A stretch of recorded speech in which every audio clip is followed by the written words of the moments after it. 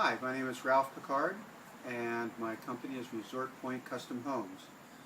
I live in two places, in Ocean View, Delaware, where my business location is, and I also live in Philadelphia, a tiny little place called Mount Airy in Philadelphia, where my wife works. And I first got into the business in 1985.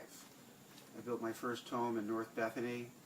And the reason I did that was that I was riding my bike during that time and saw a great opportunity for a growing business in the home building business.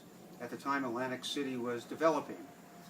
And from there, Resort Point was created and has existed since that time. My typical day in construction is always a non-typical day. There are just too many moving parts. Everything's being done for the first time, unlike a production line. So I pretty much am 24/7 in a problem-solving activity mode.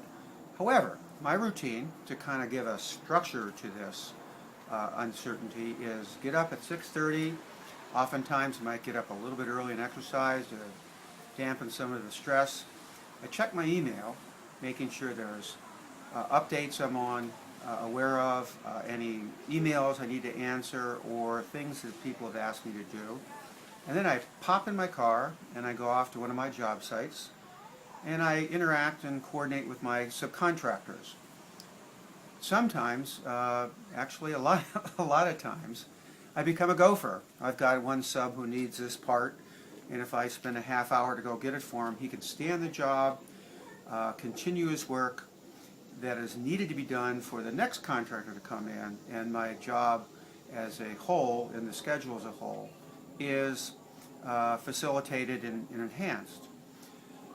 That brings to mind something I think would be good to share, is what do I like about my job? What I just described is more of a to-do aspect of my job, and it's okay. I'm not excited about it, but I know it's an essential element of being a builder.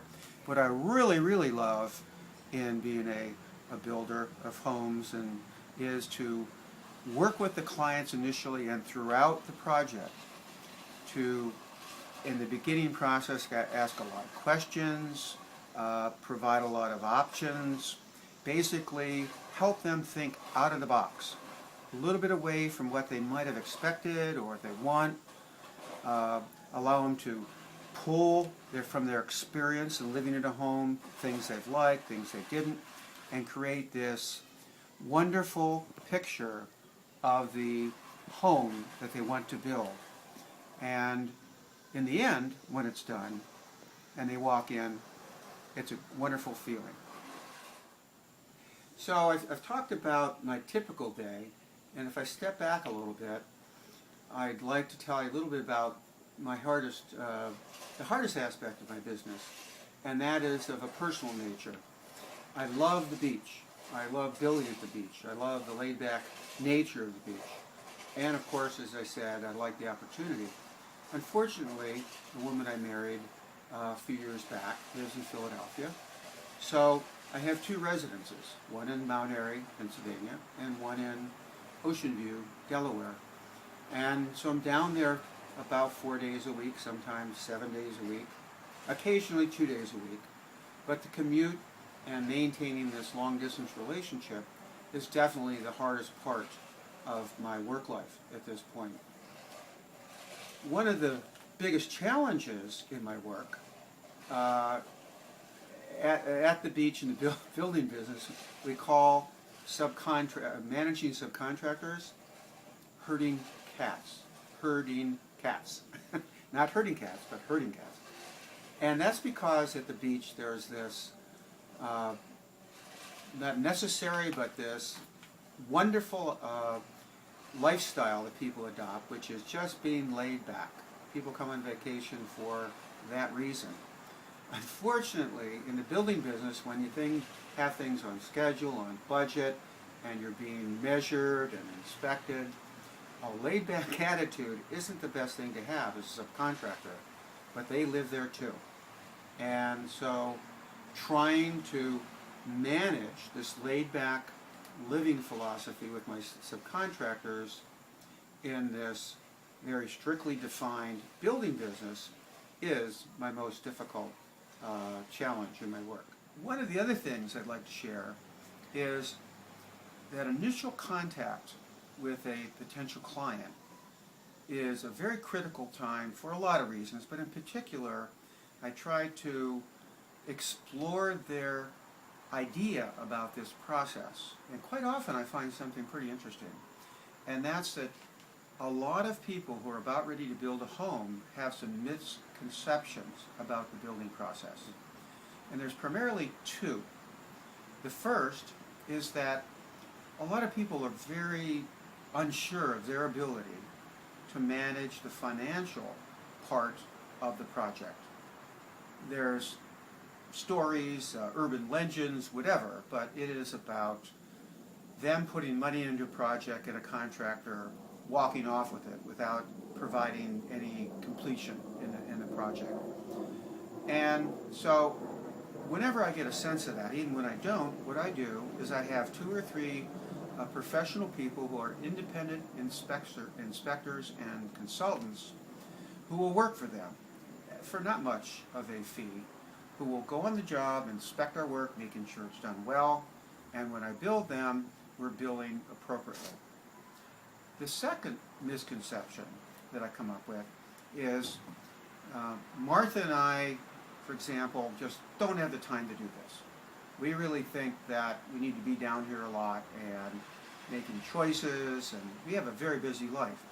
And when I'm building these higher end homes, that's typically the lifestyle of people. And even in the custom modular business, like the home I'm doing with Anne, people will feel as if they don't have the time to do it. I have this wonderful example that contrasts to that misconception, and that is I just finished this $300,000 addition in 6 months, and the couple came down to meet me. We had a meeting with the designer, and then they came down 2 or 3 times at the end of the job. And they were only in Annapolis, so it was only going to be a 2-hour, 3-hour trip. Everything that was done on the job in decisions was done in emails and phone calls and text messages, and a couple of mailings. So it is easy to build much easier to build a home from a distance than most of my clients would imagine. And at the beach, where they're vacation homes, building at a distance is an extremely common way of doing so. Well, why am I in this business?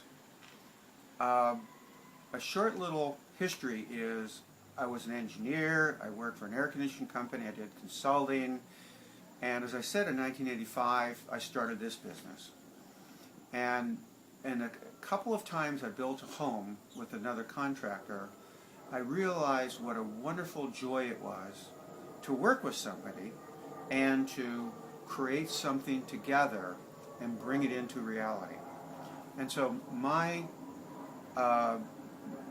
real takeaway in the home building business is when we've worked through all of these different aspects of the design, from planning to thinking to throwing ideas out and bringing ideas in, looking at materials, and being frustrated. The building process is frustrating. At the very end, when I see the movers come and the people walking in and seeing how this dream structure is being filled with all their favorite upholstery items and pictures, and then, as it just happened with the addition I spoke about, I see 20 of their friends coming in the house. I was invited to their party, and they're looking at this, they're looking at that, and saying and giving compliments to the couple. It gives me great pleasure to have worked with them, to be able not just to be proud of what they've created, but also to have their home be a place where their friends come in and be proud of that same couple. So I feel I feel very, very satisfied at the end point of my work with the client. With that said, I'm going to show you now some of the homes I have built.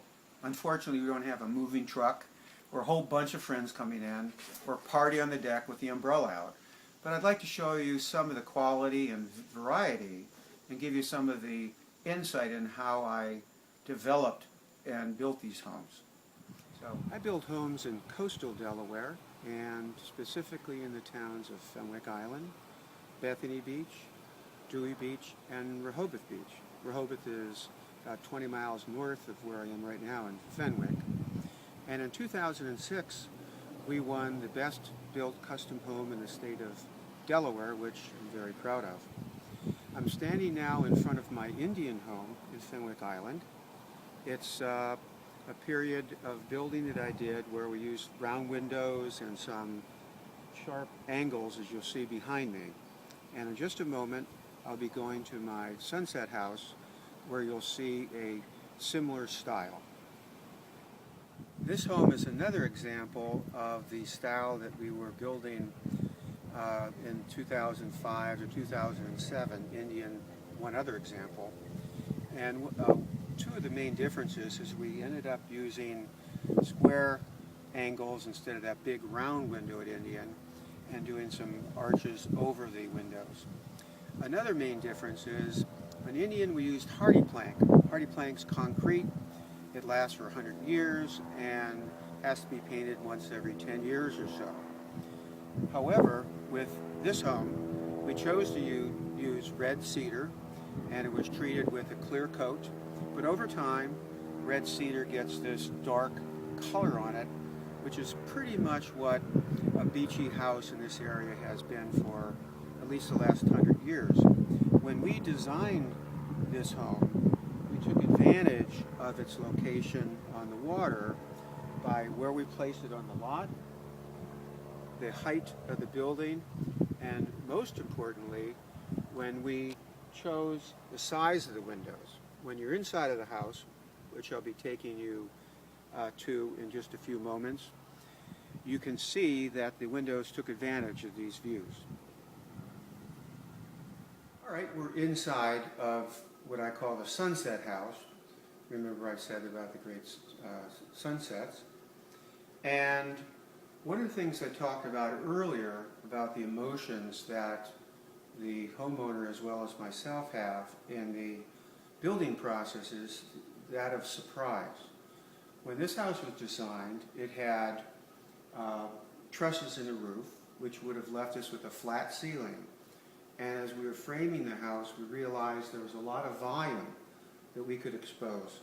So what we did is to open up the ceiling, and this wall has a large beam to take care of this 16-foot span, and the architect had this drawn as a complete flat surface when we realized we could put this diminishing geometric pattern.